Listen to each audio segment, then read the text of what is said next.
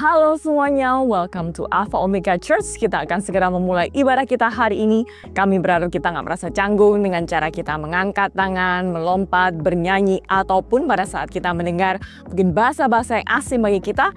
Karena kita percaya bahwa melalui lagu itu dapat membangkitkan iman kita dan itu semua merupakan ekspresi cinta kita dalam mengasihi Tuhan.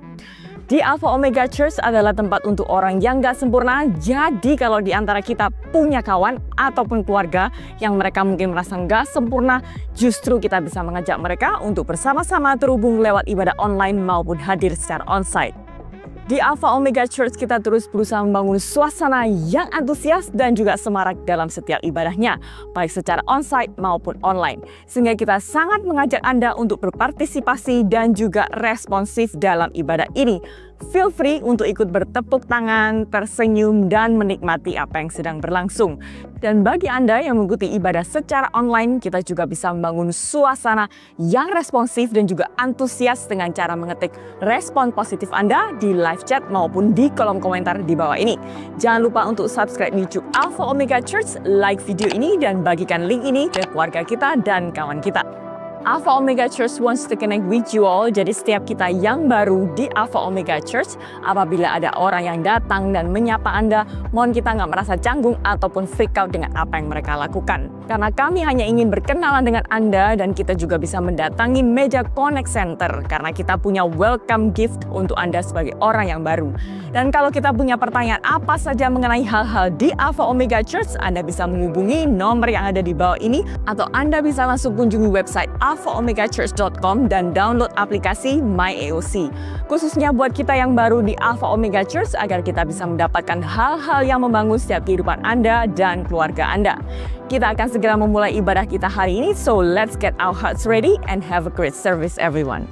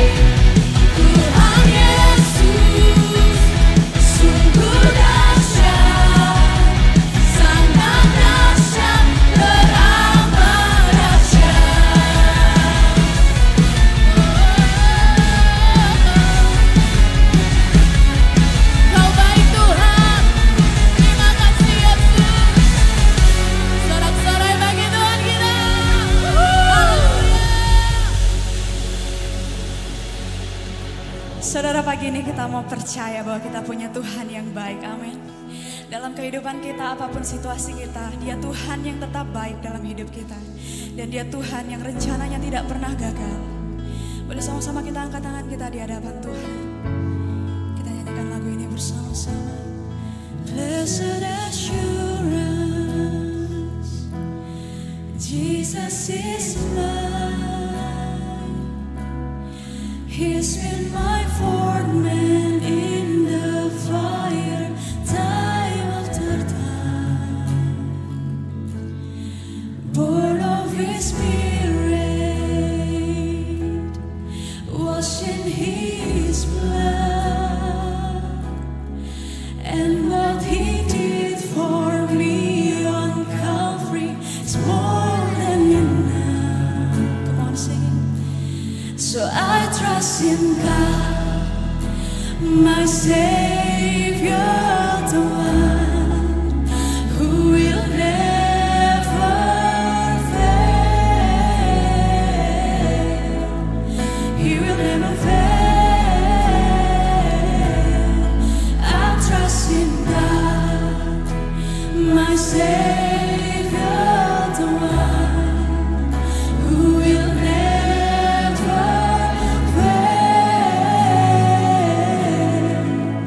He will never fail. Tepuk tangan untuk Tuhan kita. Perfect submission. Come on, say it. All is at rest. I know the author of tomorrow is ordered my steps. So this is my story. So this is my story.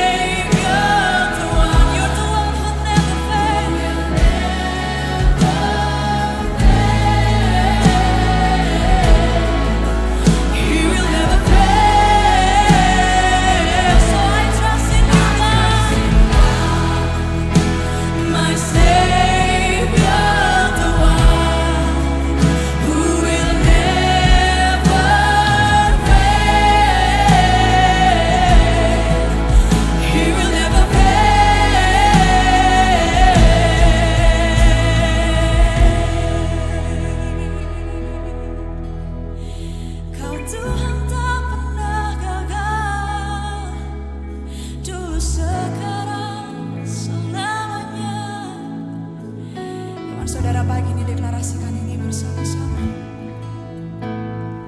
I sought the Lord and He heard and He answered, amen. I sought the Lord and He heard and He answered. I sought the Lord and He heard and He answered. That's why I trust Him. That's why I trust Him. I sought the Lord and He heard and He answered.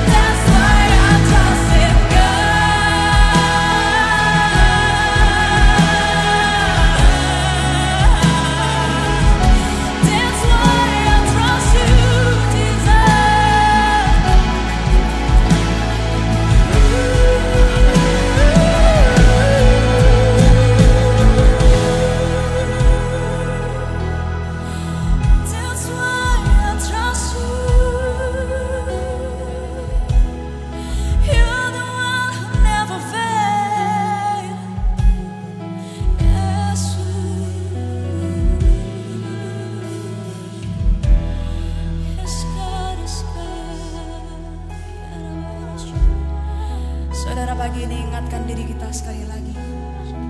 Di atas segala kekhawatiran kita, di atas segala apapun kehidupan kita, Dia Tuhan yang tidak pernah gagal. Meskipun rasanya sekarang kita nggak bisa lihat apapun, kita nggak bisa lihat rencana Tuhan dalam hidup kita.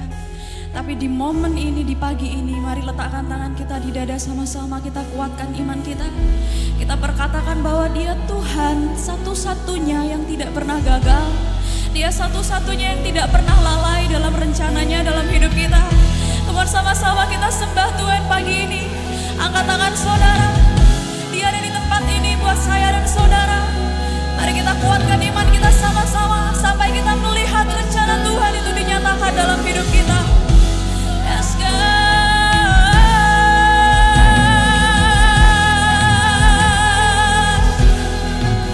Aku mau percaya.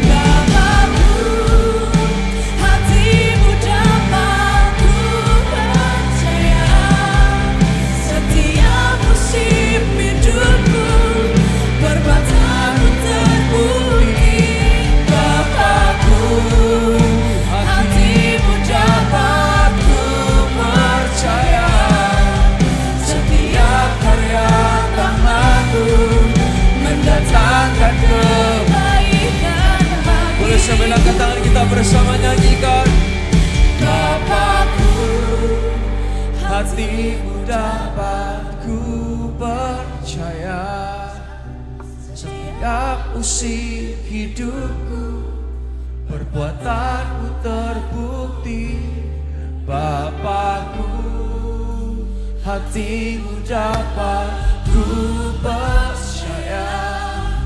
Setiap karya tanganmu mendatangkan kebaikan lagi. Beri kasih tepuk tangan yang luar biasa buat Tuhan kita. Yes, God.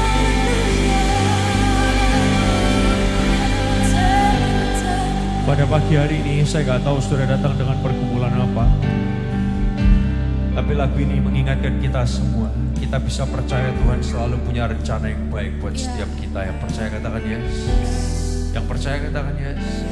Saya kepingin ngajak saudara ambil waktu 30 detik ke depan, 1 menit ke depan. Saudara boleh angkat tangan saudara di hadapan Tuhan, sampaikan kepada Tuhan apa yang jadi pergumulanmu. Mungkin masalah kesehatan, mungkin masalah pekerjaan, mungkin masalah sekolah, mungkin masalah keluarga, mungkin masalah pelayanan saudara. Tuhan ada di tempat ini, Dia mau dengar doa saudara. Dia dapat dipercaya, Dia dapat diandalkan. Mari angkat tangan saudara, sampaikan pergumulanmu dalam bahasamu masing-masing. He cares about you. Dia peduli akan saudara, Dia mau dengar saudara. Haleluya, haleluya.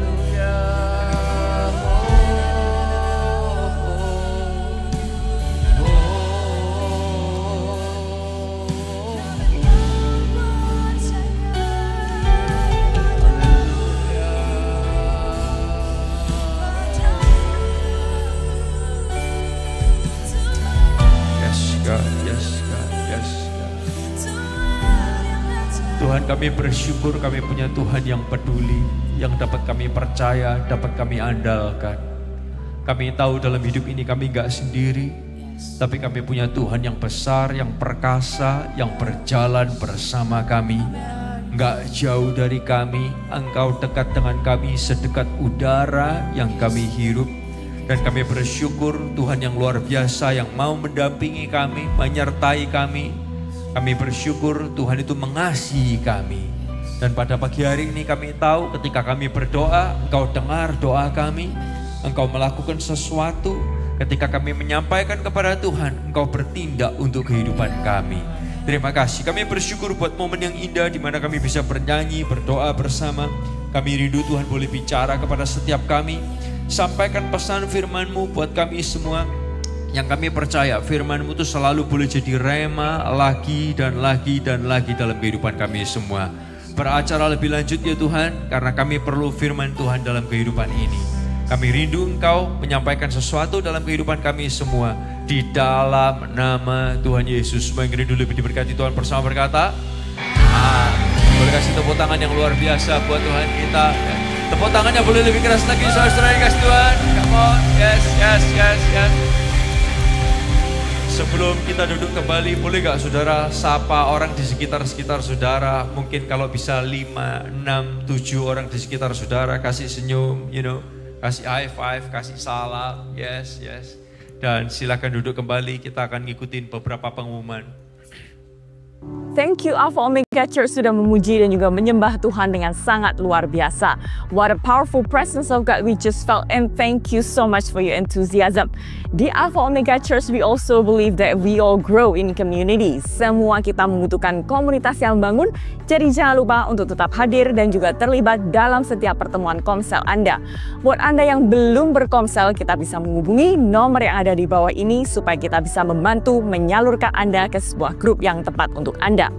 Dan berikut ini ada informasi yang baik untuk kita perhatikan. Pernikahan adalah sebuah anugerah dan sesuatu yang indah, tapi pernikahan yang kuat nggak datang gitu aja, melainkan dibangun lewat komitmen, komunikasi, dan juga kasih yang terus dijaga. Yuk ngobrol santai soal pernikahan bareng Pastor Jeffrey Lahpat di Marriage Talk. Datang ya besok hari Senin tanggal 28 Juli jam 7 malam di EUC Darmo Permai. Buat Anda yang sudah menikah atau lagi siap-siap ke pelaminan atau bahkan yang udah sangat lama menikah, acara ini pas banget buat Anda. Catat tanggalnya dan ajak pasangan dan kawan-kawan kita. Info lengkapnya kita bisa menghubungi nomor yang ada di bawah ini.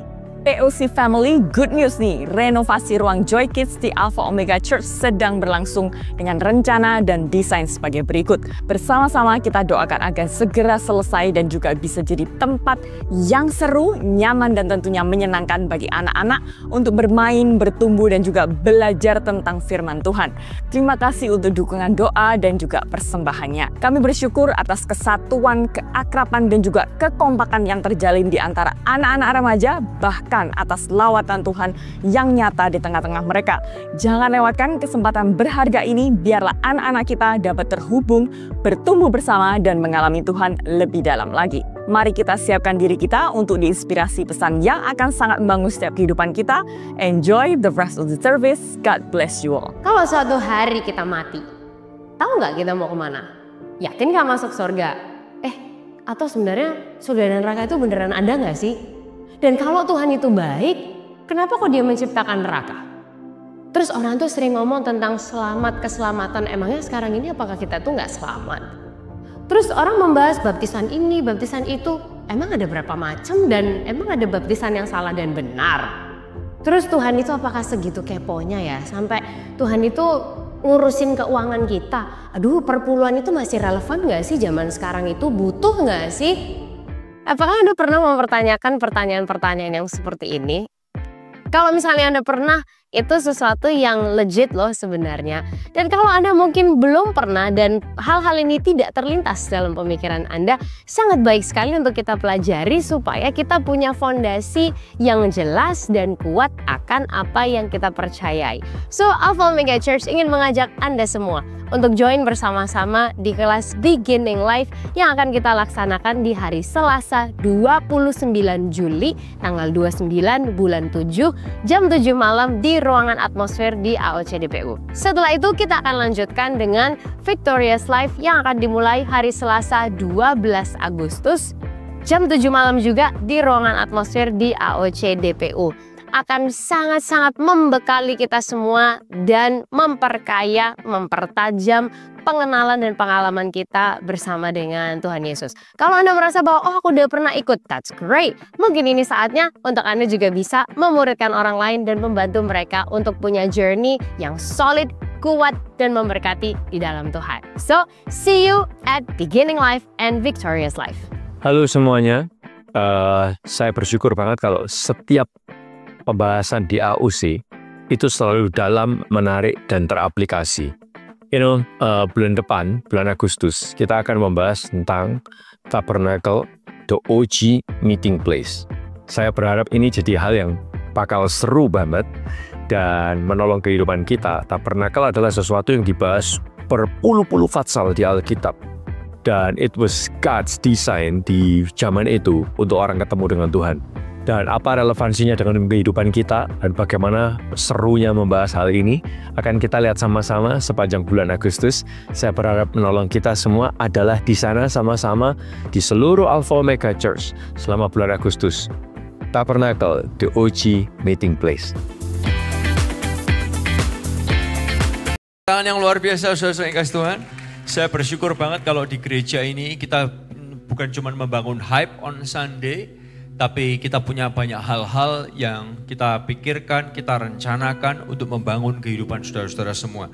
Bapak Ibu dan Tuhan, gak lupa saya ucapkan welcome buat Anda semua untuk bisa ada di tempat ini. Anda yang mungkin baru pertama kali kumpul bersama maupun yang lagi jarang kumpul dan bisa kumpul lagi dan setiap minggu kumpul, welcome buat Anda semua. Saya berdoa di tempat ini kita semua boleh ngalamin Tuhan secara pribadi. Gereja ini adalah tempatnya orang-orang yang gak sempurna. Di sini adalah tempat orang-orang yang berdosa boleh ngalamin dikasih Tuhan, diampuni Tuhan, dipulihkan oleh Tuhan. Dan kalau Anda punya kawan-kawan yang banyak dosanya dan sadar kehidupannya masih berdosa, ajak mereka ke tempat ini sama-sama. Di sini nggak ada orang yang perfect di tempat ini, tapi semua kita sama-sama diproses oleh Tuhan. Bapak Ibu sekalian, sebelum kita masuk ke dalam pesan firman Tuhan, Anda dan saya diberi kesempatan untuk boleh terlibat lewat keuangan kita dalam bentuk persembahan, apapun itu, persembahan perpuluhan maupun persembahan khusus. Kalau saudara adalah orang yang lagi nggak suka soal memberi-memberi, lagi nggak pingin memberi, lagi alergi soal duit-duit, di gereja ini nggak lupa kita ingatkan setiap minggu, more than welcome untuk tidak memberi di gereja ini, oke? Tapi kalau saudara adalah orang yang merasa pemberian itu adalah hal yang Tuhan Yesus ajarkan, more than welcome untuk terlibat di dalamnya. Nah, saya kepingin ajak saudara lihat sebuah kisah. Kisah ini kisah yang cukup menarik, saudara, di Alkitab dicatat. Dan yang menariknya bukan hanya dicatat di Alkitab saudara, tapi di Al-Quran juga dicatat, saudara. You know, suatu ketika ada dua orang bersaudara, namanya adalah Kain dan Habil. Dalam Kejadian pasal yang keempat, yang ketiga sampai ayat yang kelima, dalam terjemahan bahasa Indonesia masa kini diceritakan gini, saudara. Beberapa waktu kemudian, Kain mengambil sebagian dari panennya, lalu mempersembahkannya kepada Tuhan. Boleh gak baca kalimat bagian berikutnya sama-sama? 1, 2, 3. Lalu Habil mengambil anak domba yang sulung dari salah seekor dombanya, menyembelihnya, lalu mempersembahkan bagian yang paling baik kepada Tuhan. Tuhan senang kepada Habil dan persembahan, tetapi menolak Kain dan persembahannya. Kain menjadi marah sekali dan mukanya apa, saudara? Geram. Saudara, kisah ini dicatat di Kejadian 4 ayat yang ketiga sampai yang kelima. Di Al-Quran pun dicatat dalam kitab surah pasal 5 ayat 27 sampai 32. Nah, kisah ini adalah bagaimana ketika Kain memberi persembahan, dia gak kasih yang terbaik, dia kasih yang yang bukan yang the best daripada apa yang dia punya. Tapi Habil dia kasih yang terbaik. Nah, yang menarik adalah Tuhan terima persembahan Habil, Tuhan gak terlalu happy dengan persembahan Kain. Bukan karena yang satu tuh daging-dagingan, makanya kalau dibakar lebih berasap gitu, saudara ya, daripada yang sayur-sayuran. Dan saya sering katakan kepada saudara, saya seperti Tuhan. Saya suka daging, Tuhan gak suka sayur gitu, saudara ya. Tapi yang menarik adalah sikap dari pemberian ini.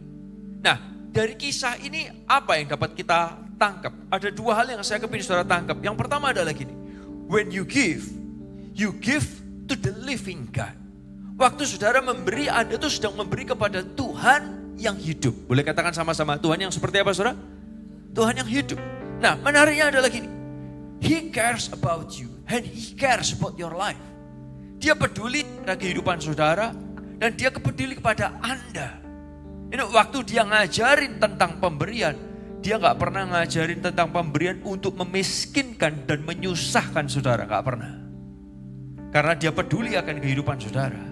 Tapi dia ngajarin supaya hidup kita ini bukan jadi orang yang egois, tapi jadi orang yang generous.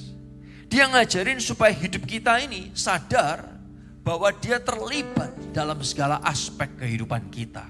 Oleh karena itu saudara perlu sadar, waktu saudara memberi, saudara jangan pikir, Tuhan lu gak pernah tahu kok. Emangnya waktu gua perpuluhan gua ngasih, Tuhan lu paling gak peduli. No.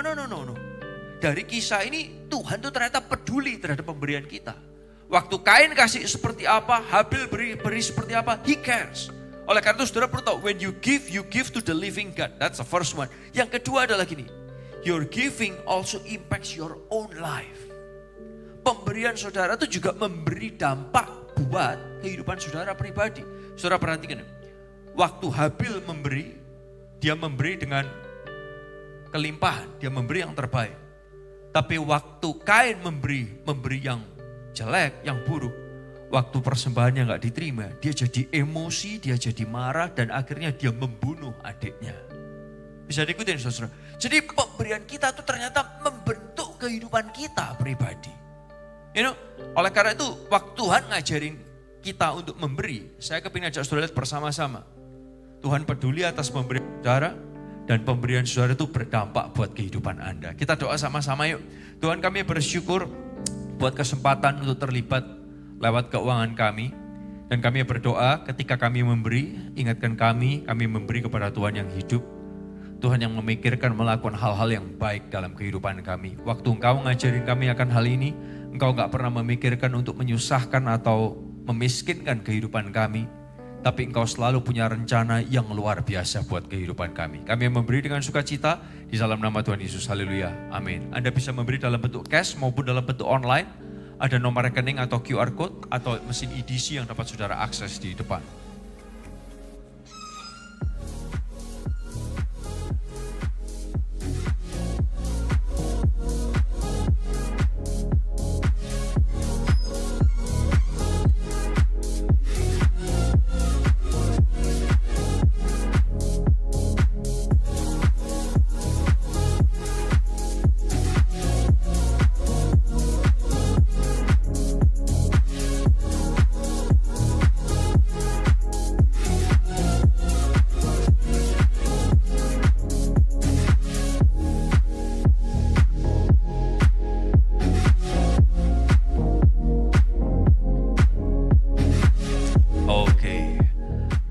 Saya kepingin menyapa Anda semua dan saya ingin dengar suaranya yang luar biasa. Selamat pagi semuanya. Ada berapa yang excited buat pesan firman Tuhan pada pagi hari ini? Boleh lambaikan tangannya, kasih teriakan, wuhuu. Yes, boleh kasih tepuk tangan yang luar biasa, saudara-saudara Tuhan. Bapak Ibu saudara Tuhan, seperti Anda ketahui, gereja kita bukanlah gereja yang lata dengan tamu.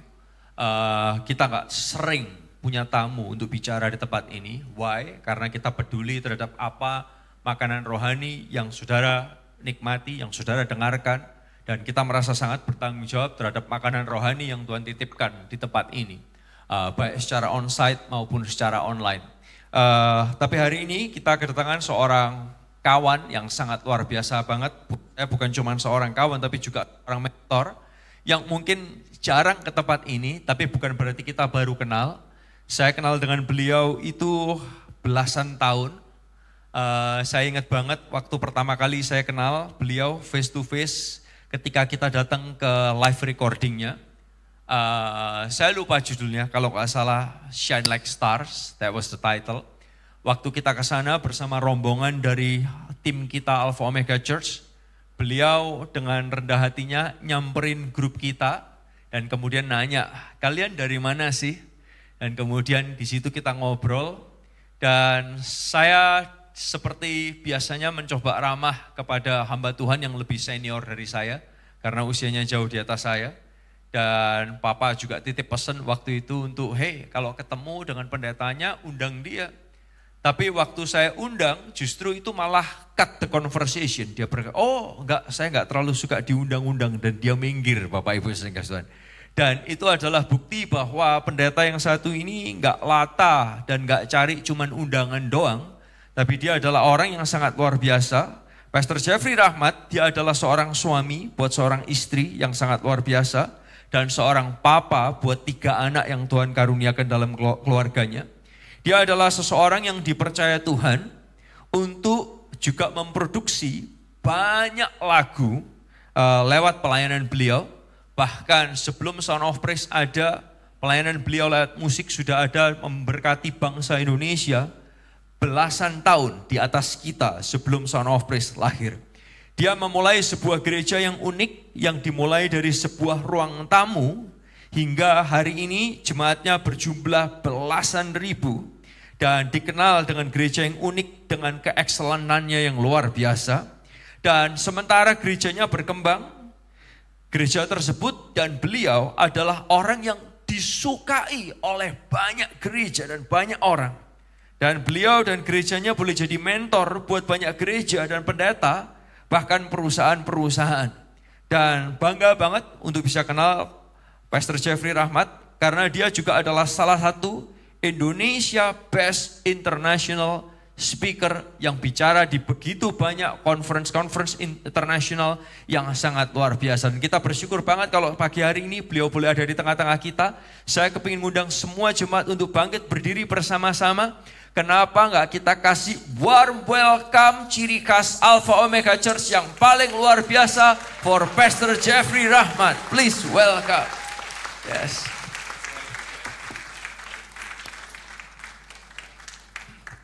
Shalom. Selamat pagi Bapak Ibu saudara sekalian. Silakan duduk. No introduction tadi terlalu berlebih-lebihan. Saya biasa saja, arek Surabaya. Saya lahir di Surabaya, suka makanan Jawa Timur, potongan kayak orang Eropa, tetapi sukanya rujak cingur. Jadi saya dibesarkan di Surabaya sampai kira-kira umur 12. Kemudian keluarga kami pindah ke Jakarta dan sejak saat itu kami tinggal di Jakarta. Hari ini saya datang tentunya untuk menyampaikan firman Tuhan kepada saudara semua. Cuman karena ini yang pertama kali saya hadir di Alpha Omega Church, jadi saya ingin berterima kasih pada Pastor Esra dan semua tim leadership yang ada di tim pengembalaan yang ada di gereja ini untuk mengundang saya bisa hadir untuk menyampaikan firman Tuhan kepada saudara semua. Karena waktu saya nggak banyak, mari kita langsung saja. Sudah siap untuk belajar? Saya sudah dipersiapkan tempat untuk saya menulis, tapi sebelumnya saya kasih tahu bahwa saya akan memberi judul khotbah saya ini diciptakan untuk tujuan, diciptakan untuk tujuan.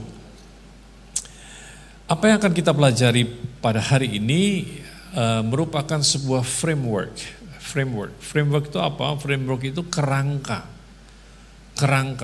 atau struktur dasar atau sebuah pola.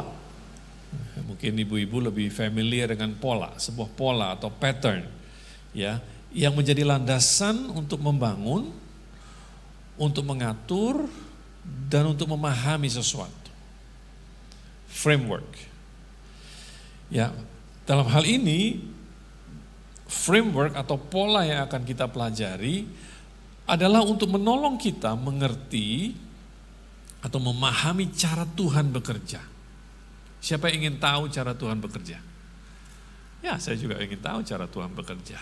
Nah, pada saat yang bersamaan kita jadi mengerti cara manusia bekerja. Karena apa? Karena kita ini diciptakan serupa dan segambar dengan Tuhan. Betul apa tidak? Kita ini diciptakan serupa dan segambar dengan Tuhan. Jadi semakin kita mengenal Tuhan, semakin kita mengenal diri kita sendiri.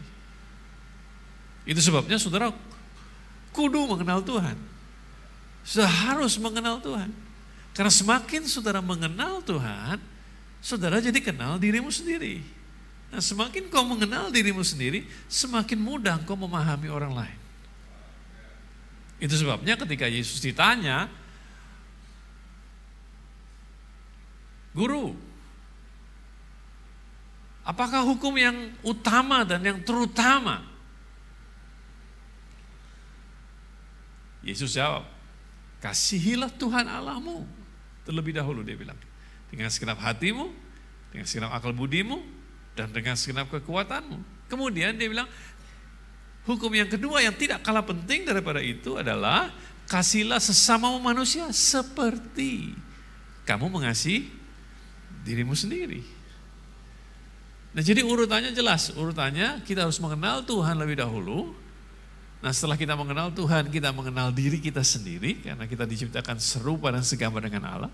Dan karena kita mengenal diri kita sendiri, kita jadi mudah mengenali orang lain. Kalau mengerti, bisa ngangguk gak? Atau ngomong amin gitu, atau bergerak kayak apa, kayak tunjukkan bahwa saudara hidup gitu ya. Gak tidur gitu, atau gak ngantuk gitu ya. Nah, mari kita baca kitab Kejadian pasal yang pertama, ayat yang ke-26 sampai 28. Dikatakan, berfirmanlah Allah, baiklah kita menjadikan manusia menurut gambar dan rupa kita. Ya, baiklah kita menjadikan manusia menurut gambar dan rupa kita, supaya, kata supaya berarti menunjukkan apa? Apa? Supaya berarti menunjukkan apa? Tujuan. Jadi ada alasannya kenapa manusia ini diciptakan menurut gambar dan serupa dengan Tuhan, supaya mereka berkuasa atas ikan-ikan di laut dan burung-burung di udara dan atas ternak dan atas seluruh bumi dan atas segala binatang melata yang merayap di bumi. Maka, jadi perhatikan penekanan-penekanan yang saya katakan tadi. Penekanan pertama adalah apa? Kata supaya. Sekarang penekanan kedua adalah maka Allah menciptakan manusia itu menurut gambarnya. Menurut gambar Allah diciptakannya dia, laki-laki dan perempuan diciptakannya mereka. Allah memberkati mereka. Lalu, perhatikan penekanannya. Yang pertama tadi apa? Supaya. Yang kedua, maka. Yang ketiga, lalu. Saudara mulai belajar mengenal saya, oke? Lalu Allah berfirman kepada mereka, beranak cuculah dan bertambah banyak. Penuhilah bumi dan taklukkanlah itu. Berkuasalah atas ikan-ikan di laut dan burung-burung di udara dan atas segala binatang yang merayap di bumi. Nah, apa pola yang kita bisa pelajari? Apa struktur dasar yang menjadi landasan untuk Tuhan membangun, untuk Tuhan mengatur, sehingga kita ini bisa memahami bagaimana cara Dia bekerja. Yang pertama, di ayat 26, berfirmanlah Allah, baiklah kita menjadikan manusia menurut gambar dan rupa kita, supaya mereka berkuasa atas ikan-ikan di laut dan burung-burung di udara dan atas ternak dan atas seluruh bumi dan atas segala binatang melata yang merayap di bumi. Ayat 26 itu, pada saat Tuhan berbicara itu, ayat 26, saya mau tanya, manusianya udah ada belum?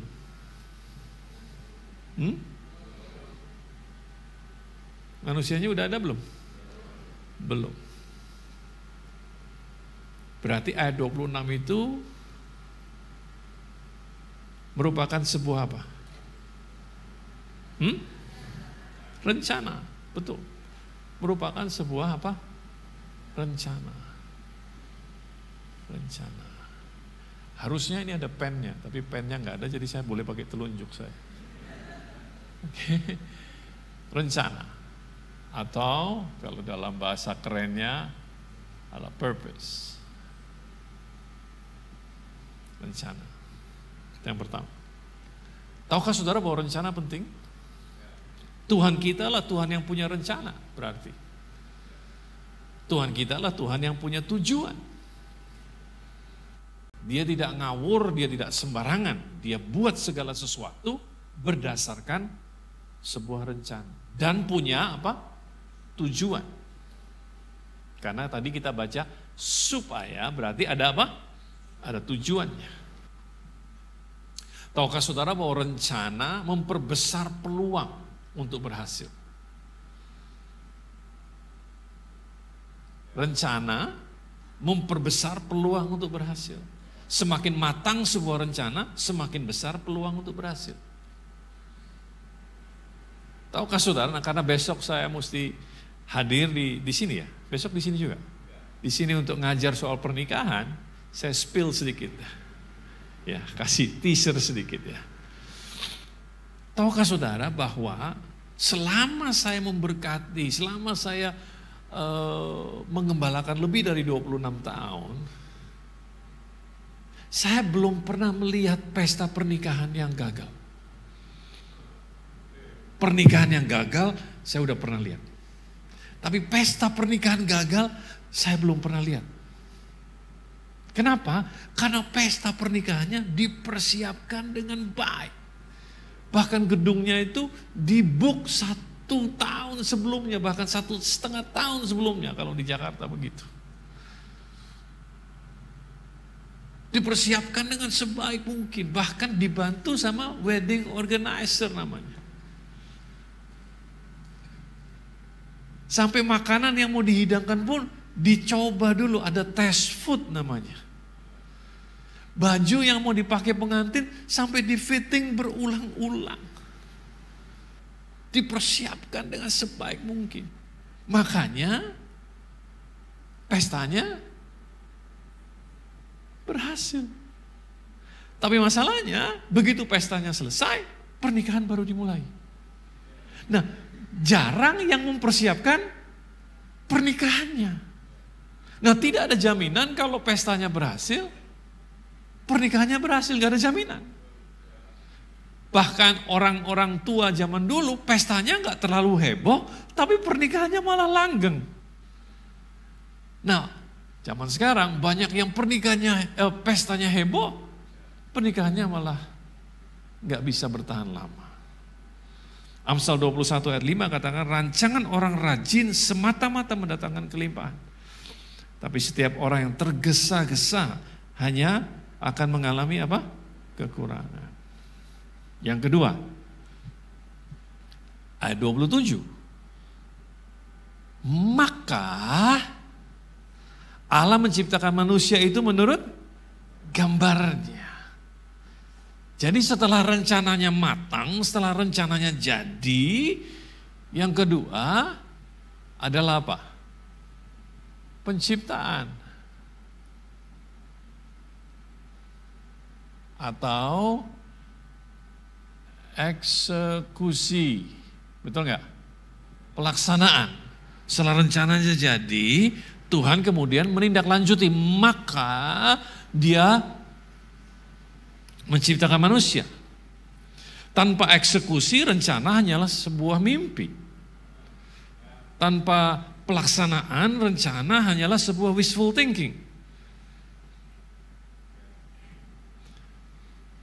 Nah, Yeremia 29 ayat 11 katakan, aku ini mengetahui rancangan-rancangan apa yang ada padaku mengenai kamu.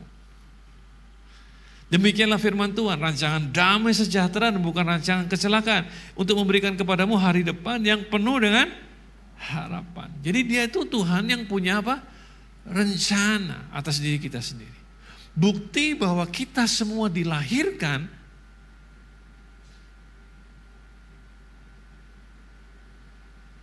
itulah buktinya bahwa Tuhan punya rencana atas kita. Kalau sampai kita ada di dunia ini, hidup, berarti itulah bukti bahwa Tuhan punya apa? Punya rencana atas kita.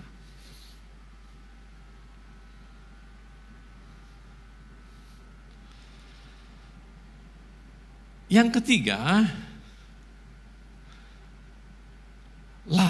ayat ketiga ayat 28, Allah apa? Memberkati mereka. Jadi step yang ketiga untuk mengerti framework, pola. Yang ketiga adalah apa? Berkat. Jadi yang pertama yang Tuhan buat adalah apa? Rencana. Begitu rencana jadi dia eksekusi, dia ciptakan. Yang ketiga dia apa? Dia berkati lebih dahulu. Atau boleh dibilang dia equip dalam bahasa Inggrisnya. Dia memperlengkapi manusia itu. Dia berkati manusia itu. Tuhan memperlengkapi manusia dengan semua yang diperlukan untuk manusia itu bisa melakukan apa? Jadi dia memberkati, itu artinya dia memperlengkapi manusia untuk bisa menjalankan apa yang menjadi rencananya.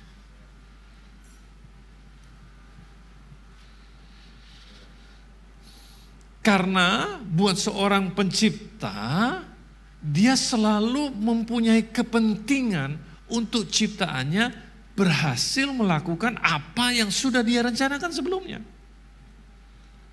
Betul apa tidak? Kalau seseorang menciptakan mobil, maka dia punya kepentingan mobil yang dia ciptakan itu bisa berfungsi sesuai dengan apa yang dia rencanakan. Yang paling punya kepentingan siapa? Penciptanya. Itu sebabnya dia harus memperlengkapi manusia dengan semua yang dia perlukan untuk bisa menjalankan rencananya. Sampai di sini semua mengerti? Nah, itu sebabnya kenapa setiap orang di antara kita itu sudah Tuhan perlengkapi dengan kemampuan. Dengan ability, dengan kemampuan. Berupa karunia, berupa talenta, berupa bakat. Setiap orang punya talenta yang berbeda-beda. Setiap orang punya karunia yang berbeda-beda. Setiap orang mempunyai bakat yang berbeda-beda. Karunia, talenta yang berbeda-beda.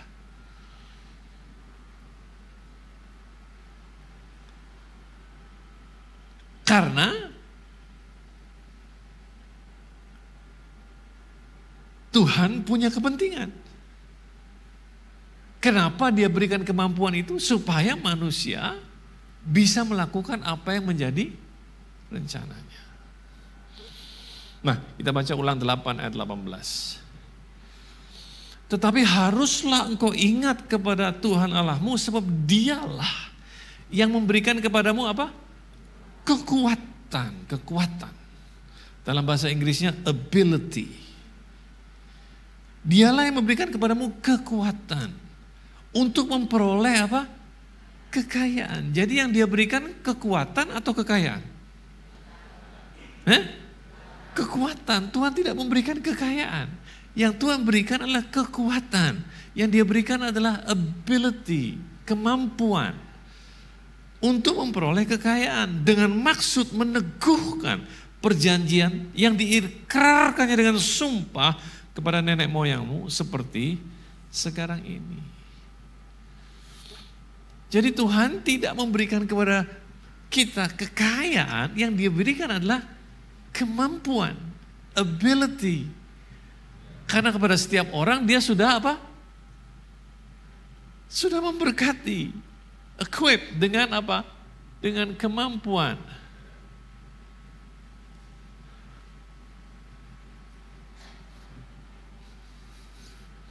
Nah kalau kita nggak mau pakai kemampuan ini, ya kita nggak bisa kaya.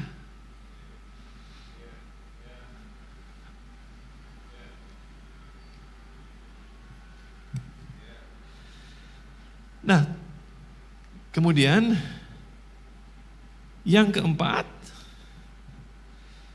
tadi apa? Yang pertama tadi saya suruh saudara, penekanannya adalah, masih ingat gak?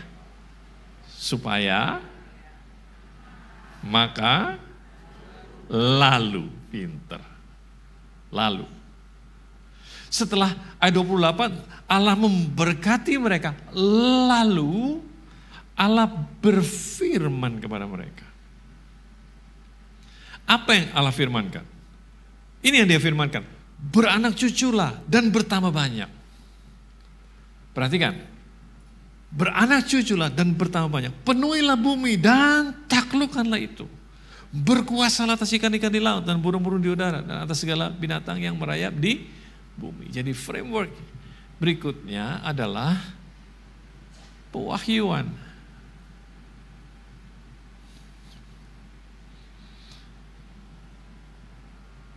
Karena dia yang punya rencana, maka dia yang punya kepentingan untuk mewahyukan rencananya kepada manusia.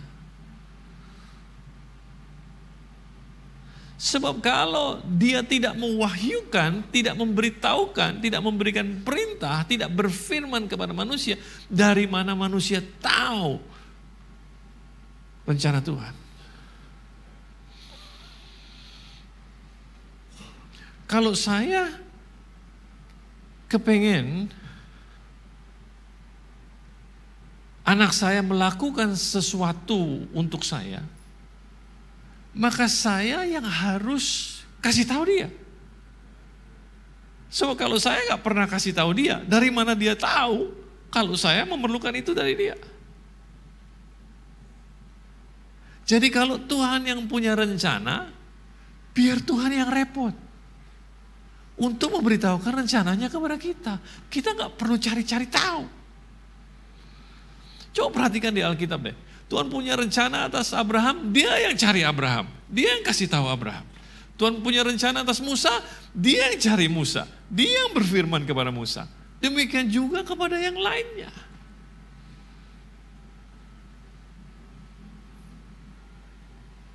Tuhan yang punya rencana, Tuhan yang memastikan rencananya diketahui. Kok diam sih? Lu bener gak? Iya. Yang punya rencana adalah pihak yang berkepentingan supaya rencananya diketahui dan dikerjakan oleh orang yang sudah dia perlengkapi, oleh orang yang sudah dia beri kemampuan. Nah, Tuhan tidak akan memberikan tujuan, tidak akan memberikan tujuan kepada manusia, tidak akan suruh manusia tanpa memperlengkapi manusia lebih dahulu. Kalau disuruh beranak cucu karena manusia sudah diberi diberi kemampuan untuk bisa punya anak.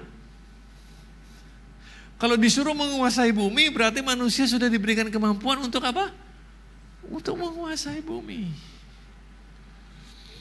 Karena ayat 28, sebagian daripada ayat 28 adalah pengulangan daripada apa yang Tuhan sudah rencanakan. Jadi ini diberitahukan kepada manusia. Betul nggak? Ya. Sebetulnya di balik setiap tugas dan di balik tujuan yang Tuhan berikan, pasti sudah tersedia kemampuan untuk melakukannya, untuk mencapainya. Nah, dalam bahasa Inggris, dalam bahasa Indonesia diterjemahkan beranak cuculah. Tetapi dalam bahasa Inggris dikatakan be fruitful and multiply. Jadi manusia ini bukan cuma diberi kemampuan untuk beranak cucu, tetapi juga manusia diminta oleh Tuhan untuk be fruitful, untuk menjadi produktif. Fruitful itu menunjukkan suatu produktivitas. Jadi bukan cuma sekedar kita ini diminta untuk beranak cucu atau punya keturunan, tapi kita diperlengkapi untuk apa? Untuk menjadi orang-orang yang produktif. Produktif itu artinya kita ini menghasilkan sesuatu, entah itu barang atau jasa. Karena kepada kita Tuhan sudah berikan apa? Kemampuan. Makanya dia bilang, be fruitful and multiply. Berkuasalah atas ikan-ikan di laut dan burung-burung di udara.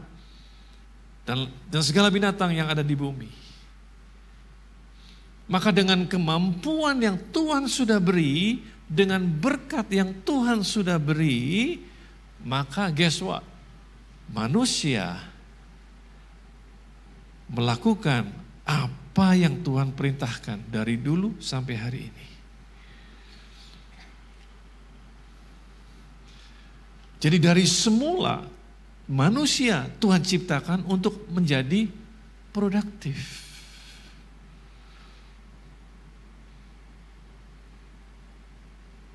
Nah, dengan kemampuan yang Tuhan berikan kepada manusia, manusia kemudian keluar dengan berbagai macam ide.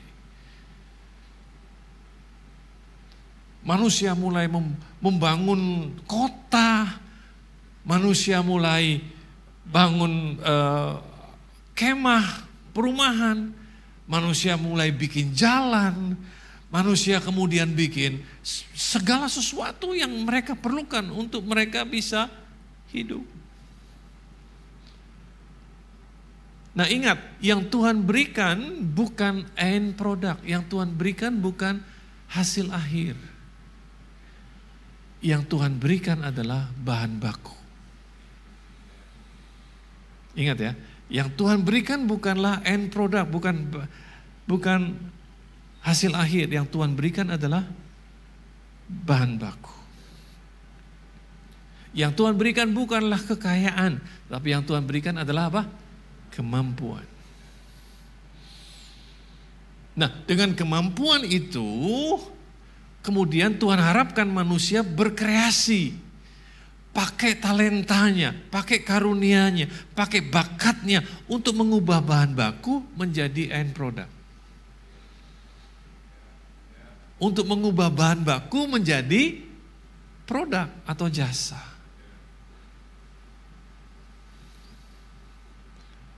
Nah, tugas kita adalah untuk mengeluarkan kemampuan kita, mengenali kemampuan kita lebih dahulu, kemudian mengasah kemampuan kita,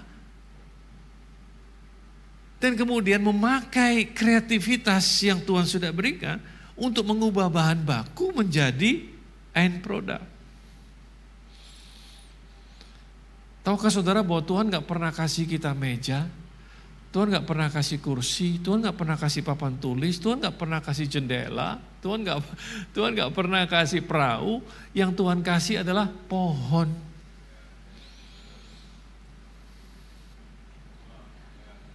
Ya kan? Yang Tuhan kasih pohon.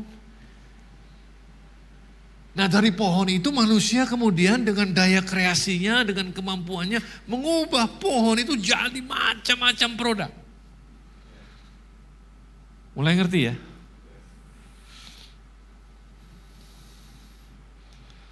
Dengan desain-desain yang luar biasa hebatnya. Tuhan tidak menciptakan manusia untuk bisa terbang. Tetapi Tuhan memberikan hikmat, kepandaian, kemampuan, dan juga bahan baku yang diperlukan sehingga manusia bisa menciptakan pesawat terbang. Nah kalau kita sadar akan hal ini, tentang apa yang Tuhan beri, bahwa Tuhan tidak memberikan kekayaan tapi dia berikan kemampuan, Tuhan tidak memberikan hasil akhir tapi dia berikan bahan baku, maka kita mulai terarah dalam kita berdoa. Kita nggak minta kepada Tuhan kekayaan, tapi kita minta kepada Tuhan ide. Kita minta kreativitas. Halo? Kita minta Tuhan untuk menolong kita menemukan talenta apa yang Tuhan sudah berikan kepada kita.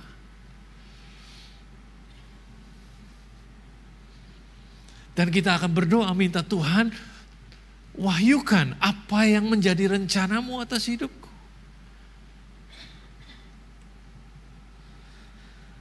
Nah kalau kita sadar akan ini semua, maka kita bukan orang yang nyari duit atau ngejar uang. Karena uang itu hanyalah hasil dari sebuah produktivitas.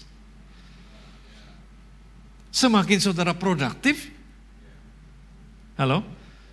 Semakin saudara barang yang saudara buat atau jasa yang saudara buat itu semakin bermanfaat, semakin menolong banyak orang, semakin menjawab kebutuhan banyak orang, serta semakin tinggi mutunya, maka semakin besar pula uang yang datang.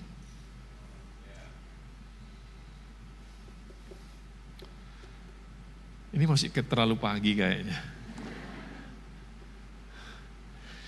Makanya kepada ibu-ibu, Tuhan, semua orang punya kemampuan. Cuman kemampuan itu harus ditemukan. Harus digali. Harus diasah.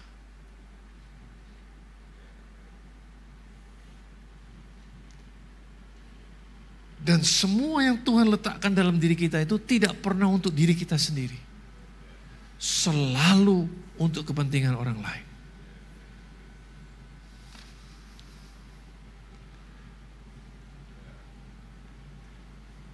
Jadi kalau ada ibu-ibu yang pintar bikin kue, lihat, engkau bikin kue bukan buat dirimu sendiri, engkau bikin kue buat siapa? Buat yang suka makan kue. Ya kan? Kadang-kadang yang buat kue gak pernah makan kuenya. Betul apa tidak? Tapi dia rajin bikin.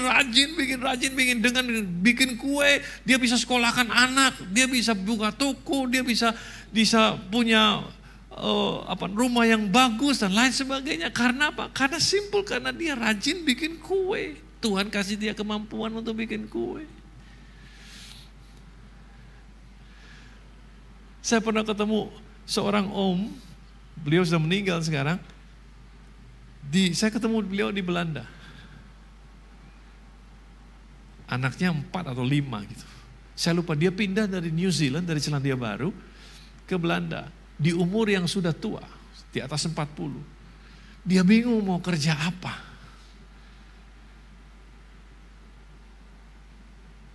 Dia berdoa sama Tuhan. Tuhan kasih dia ide untuk bikin bakpao. Dia mulai bikin bakpao, pertama kali bantet, gak bisa ngembang gitu. Terus dia bikin lagi.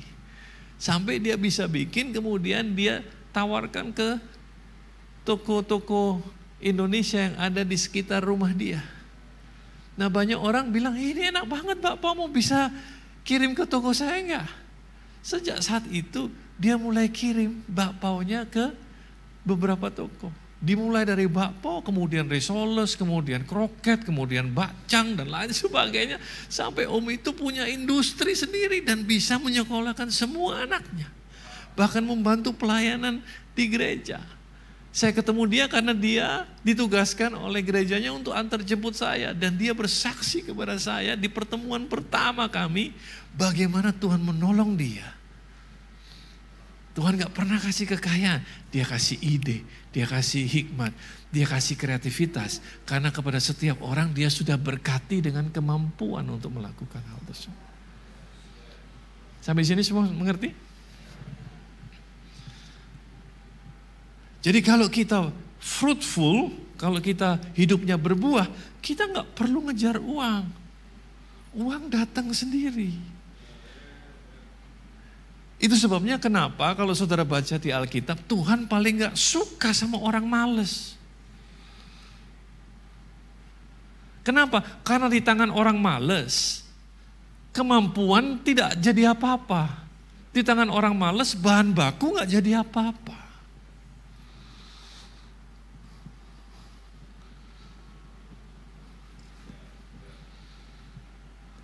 Kalau saudara perhatikan Yesus gak pernah kasih orang uang. Dia selalu berurusan dengan apa yang menghalangi orang tersebut untuk mengeluarkan kemampuannya. Kalau itu kebutaan, kalau dia buta, kebutaannya yang menghalangi dia untuk mengeluarkan kemampuan, maka butanya yang dia sembuhkan. Kalau itu lumpuh, dan lumpuh itu yang menghalangi orang tersebut untuk mengeluarkan kemampuannya, maka disembuhkannya orang itu dari lumpuh. Bisa mengerti? Saudara akan menemukan fulfillment in life. Ya, kita akan menemukan kepuasan hidup ketika kita mulai melakukan apa yang memang Tuhan sudah ciptakan untuk kita lakukan.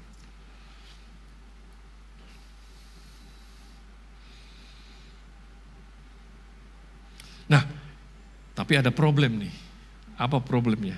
Manusia jatuh dalam dosa. Itu problem. Nah, dosa membuat hubungan Tuhan dan manusia jadi apa? Putus.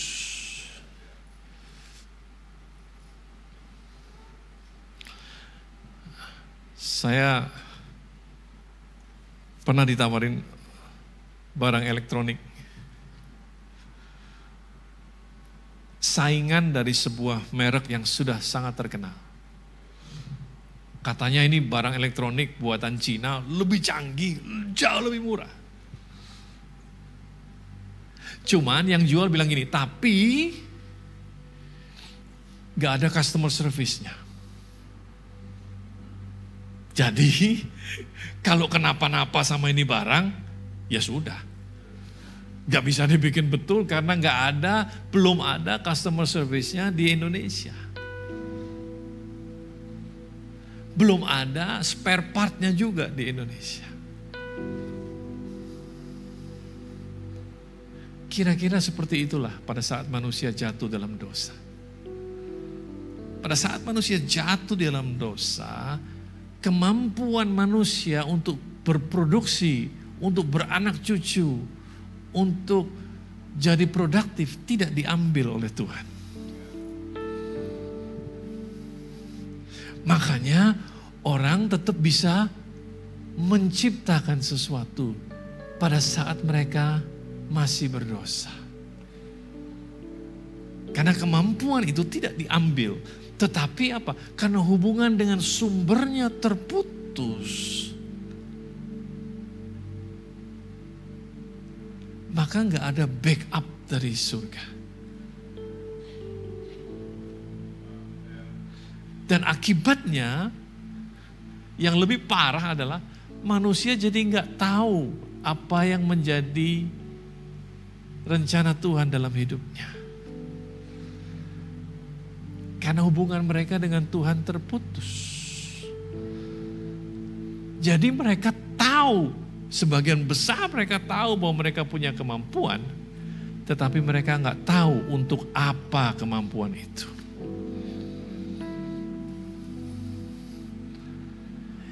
Itu sebabnya mereka abuse. Abuse itu menyalahgunakan. Abuse itu dari dua kata, abnormal use. Jadi digunakan secara tidak semestinya. Punya talenta, punya bakat untuk nyanyi. Wah, jadi penyanyi yang terkenal di seluruh dunia. Tapi nggak ngerti buat apa. Punya uang begitu banyak. Karena dia nggak ngerti untuk apa. Akhirnya dia terlibat dalam dosa seks. Dia terlibat dalam drugs. Dan lain sebagainya. Sampai akhirnya bunuh diri. Punya segala sesuatu. Tapi nggak ngerti buat apa. Karena nggak punya siapa? Nggak punya Tuhan. Karena hubungan dia dengan Tuhan terputus.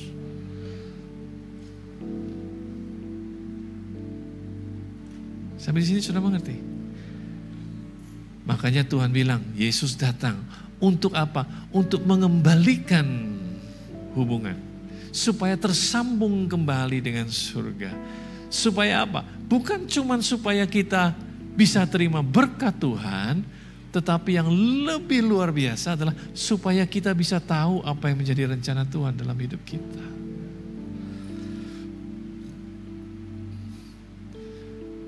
Jadi saya mau kasih language, saya mau kasih kata-kata. Karena bulan ini katanya saudara bicara soal penginjilan. Jangan cuma sekedar kasih tahu orang bahwa mereka perlu Tuhan supaya mereka diberkati. No, jangan berhenti sampai diberkat.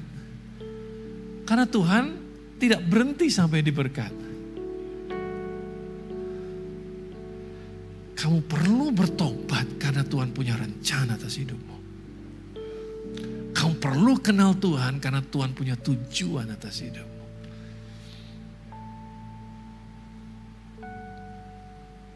Dan kamu akan merasakan hidup yang penuh pada saat kamu mengerti mengapa kamu diciptakan. Karena kita semua diciptakan untuk satu tujuan yang pasti. Dan kita diciptakan untuk kemuliaan namanya. Karena setiap produk yang kita gunakan, kalau kita satisfied, puas dengan produk itu, yang kita agungkan siapa? Penciptanya. Saudara pegang apa? Katakanlah Samsung, Galaxy atau apa, atau Apple, smartphone. Saudara bilang, ih canggih banget ini, luar biasa, ini bisa begini, ini bisa begini, ini bisa begitu. Pancen luar biasa ini Samsung. Loh, yang saudara muliakan bukan penjual tokonya. Bukan nama yang pemilik toko yang jual sama saudara, bukan dia yang saudara bilang ciamik. Yang saudara bilang ciamik siapa? Penciptanya. We are created to bring Him glory. Kita ini diciptakan untuk memuliakan nama Dia. Amin.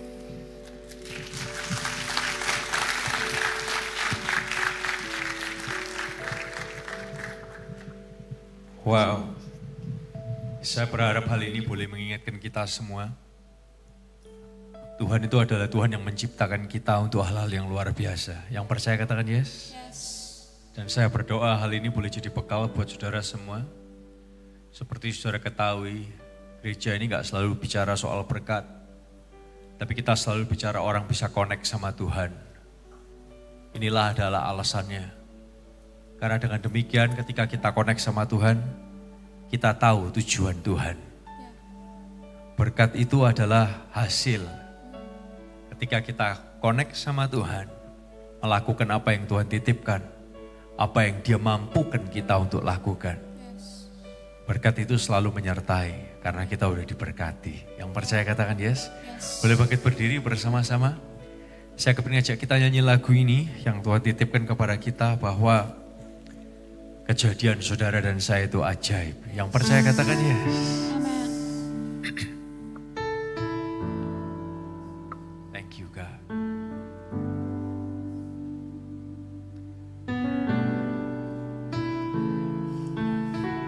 syukuri keadaan kita.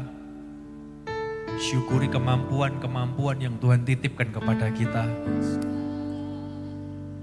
Syukuri berkat-Nya atas kehidupan kita. Nyanyikan bersama.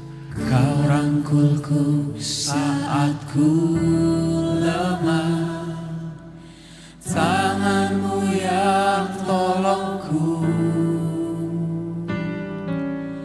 Kau pelita dalam gelapku, Engkau terang jiwaku. Engkau yang sembuhkan luka, Engkau yang sembuhkan luka. Engkau Tuhan atas hidup. Engkau Tuhan hidupku. Mengalirlah damai-Mu, Mengalirlah damai-Mu. Hatiku kuat karena-Mu. Kejadian-Mu ajaib. Ku kuat karena salib-Mu. Lebihi semua pikiranku. Hidup katakan sangat mulia. sangat mulia. Terima kasih. Terima kasih, kami bersyukur. Engkau rencanakan kami, Engkau pikirkan kami. Kehidupan kami mulia. Engkau berikan kemampuan. Engkau berikan rencana yang hebat buat kami. Terima kasih Tuhan. Nyanyikan bersama, katakan Kau rangkulku saat ku lemah. Yes, God. Kau rangkulku saat ku lemah, tangan-Mu yang tolongku. Kau pelita dalam gelapku, Engkau terang jiwaku. Engkau yang sembuhkan luka. Engkau Tuhan hidupku. Angkat tangan bersama, katakan mengalirlah damai-Mu. Hatiku kuat karena-Mu. Kejadian-Mu ajaib. Kami percaya ku kuat karena salib-Mu. Lebihi semua pikiranku.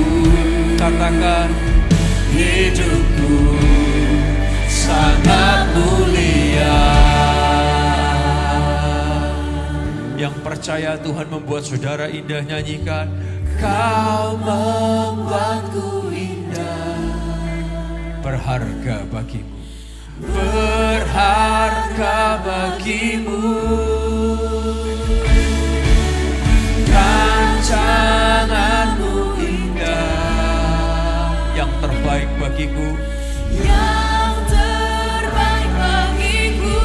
serukan bersama, katakan Kau membuatku indah, berharga bagimu.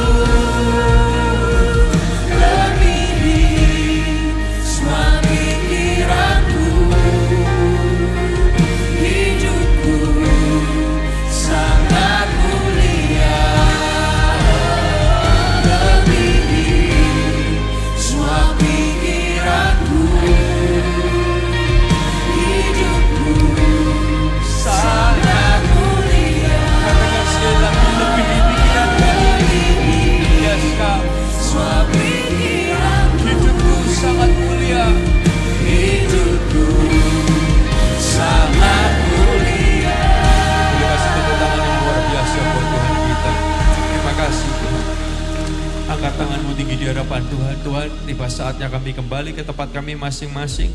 Dalam kehidupan keluarga, pekerjaan, sekolah, rumah tangga, kesehatan, keuangan kami biar diberkati Tuhan secara berlimpah-limpah. Celikkan mata kami bahwa setiap hari adalah mujizat yang Tuhan kerjakan. Setiap menit, setiap detiknya kami dicintai oleh Tuhan dengan kasih yang tidak ada batasnya. Ajar kami makin mengasihi Tuhan, makin mengasihi sesama.